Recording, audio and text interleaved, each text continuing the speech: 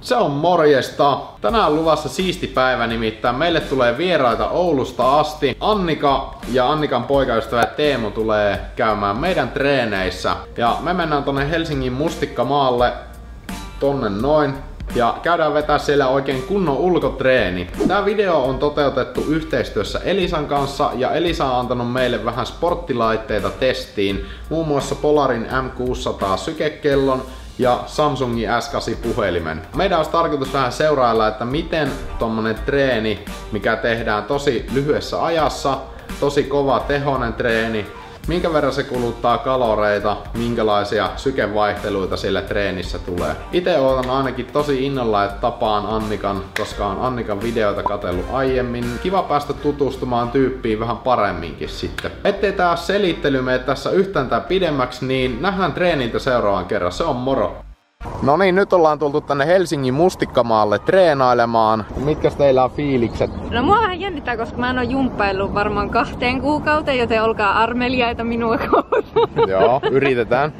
Olemassa varmaan erittäin tuskaliaita hetkiä, ainakin olettaisin näin. Joo, eiköhän tässä pikku hiki saada pintaa ainakin. Mites sun treenit on? No mä oon lähinnä ollut aina kuntosalihommissa mukana, niin ei oo kokemusta tämmöisestä hirveän. Ihan innolla oota, että mitä tulee. Joo, mutta nyt on tullut kesä, treenatkaa ulkona. Salilla voi treenata aina talvella, niin käyttäkää hyödyksi näitä hyviä säitä. Olkaa ulkoilmassa. Jep. Ja muiden ihmisten kanssa. No niin, sit laitetaan treenihommat käyntiin. Eli me tehdään 4 liikettä koko kropalle ja mennään kaikki yhteen pötköön, eli ei pidetä välissä mitään pausseja. Kierroksen jälkeen aina pidetään sitten pikkuhuili ja tehdään yhteensä 3 kierrosta. Lähdetään kattoo liikkeen. Ensimmäisenä liikkeenä meillä on vetäville lihaksille tällainen vaakasoutu tai kehonpainosoutu, joka tehdään matalalla tangolla.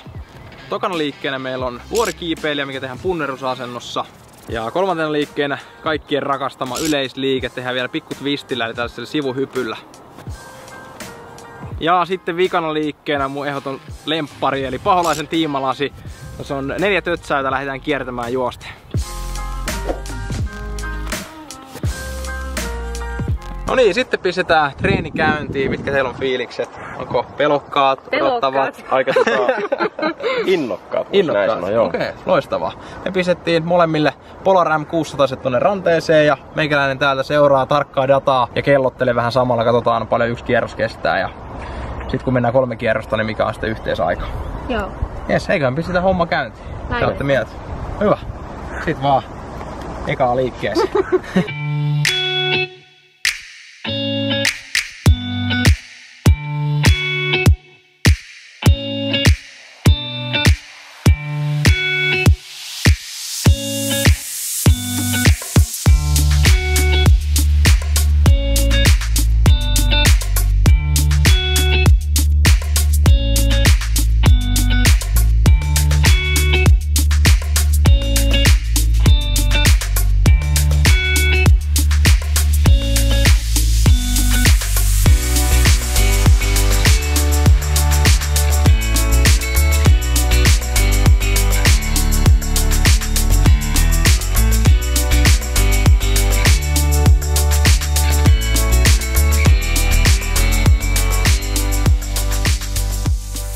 Se oli siinä. Hyvin menee. Mitkä fiilikset, Annika? Kuolemat. Oliks rankkaa? Oli. MP tästä.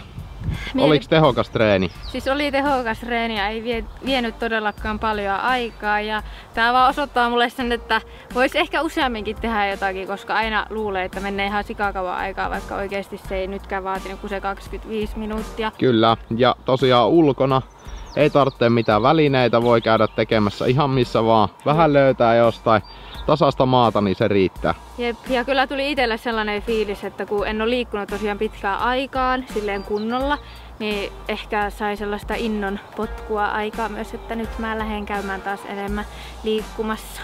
Hyvä, se on täydellistä, se on ristiotteen tavoite nimenomaan. Jep. Mahtava reeni oli, kiitos teille paljon. No niin, nyt on vähän aikaa huilattu kierrosten jälkeen. Mitäs Annika kello näyttää? Paljon meni kaloreita tänään? 337 kaloria. Tästä voi Paljon oli maksimisyke? Missä se lukee? 194. Aika Voiko kova. se olla mahdollista?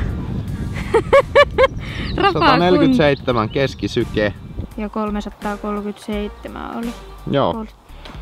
25 minuuttia treeniä, 337 kaloria.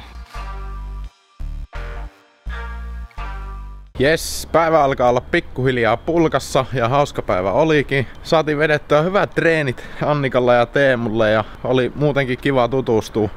Ajattelin, että voisin voinut kertoa teille vielä vähän enemmän tosta päivän treenistä.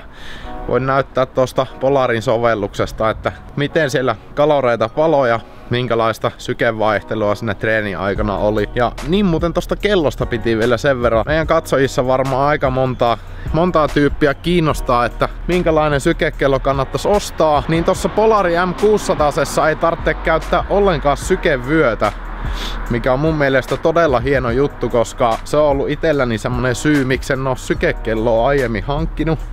Koska salitreenissä tommonen sykevyö on se on tosi huono. Se koko ajan luistaa tosta rintalihaksen alapuolelta ja selkälihasten päältä pois, niin sen takia se ei omaan käyttöön ole soveltunut, mutta tuo on tosi hyvä juttu, koska se mittaa suoraan ronteesta sen, niin se on tosi käytännöllinen, että suosittelen kyllä, jos ootte sykekelloa hankkimassa, niin siinä olisi semmonen ihan järkevä vaihtoehto. Mutta me pistän tän kameran johonkin parkkiin, niin katsotaan vähän, että minkälaisia lukemia tuossa treenissä tuli. No niin, täältä näin. Kello on muuten aika paljon. Treenin kesto oli 25 minuuttia. Siinä tuli mentyä 400 metriä. Keskisyke oli 147 ja kaloreita meni 337, mikä on siis tosi paljon siihen nähden, että tämä kello oli Annikalla ja Annika ei varmaan yli 60 kiloa kuitenkaan paina. Tosi kova tehoinen treeni oli. Sitten maksimisyke 194. Mitäs muuta täältä löytyy? No tässä näkyy sykevaihtelut. Eli se nousee koko ajan tonne treenin loppuun kohti. Et tosta jos olisi jatkanut vielä vaikka puolet lisää, niin olisi varmaan ollut aika kova keskisyke. Sellaista. Tää oli tosiaan tää Elisa-videosarjan toinen treeni. Seuraavassa videossa meillä onkin mukana sitten Iina-Katariina ja mennään salille. Tää on kyllä ollut tosi mukava juttu tehdä, koska pääsee tutustumaan eri tubettajiin, ketkä on myös tossa Töttörössä mukana, mikä on siis meidän YouTube-verkosto.